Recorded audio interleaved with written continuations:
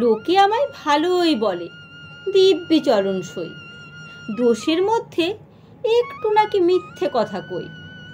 ঘাটশিলাতে যাবার পথে ট্রেন ছুটেছে যখন মায়ের কাছে বাবার কাছে করছি বকম বকম, হঠাৎ দেখি মাঠের মধ্যে চলন্ত সব গাছে এক এক রকম ভঙ্গি ফোটে, এক এক রকম নাচে।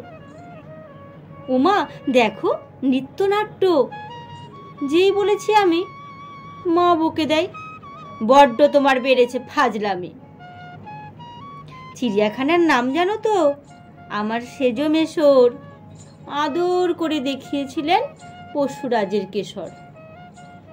কদিন পরে চুন খসানো দেওয়াল জুড়ে এ কি ঠিক অবিকল সেই রকমই মূর্তি যেন দেখি।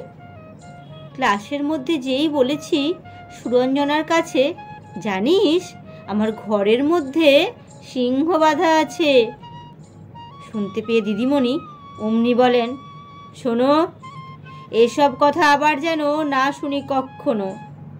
বলি না তাই সেসব কথা, সামলে থাকি খুব। কিন্তু সেদিন হয়েছে কি, এমনই বেয়াকুব, আকাশ পারে আবারও চোখ গিয়েছে আটকে। শরৎ মেঘে দেখতে পেলাম রবীন্দ্রনাথকে।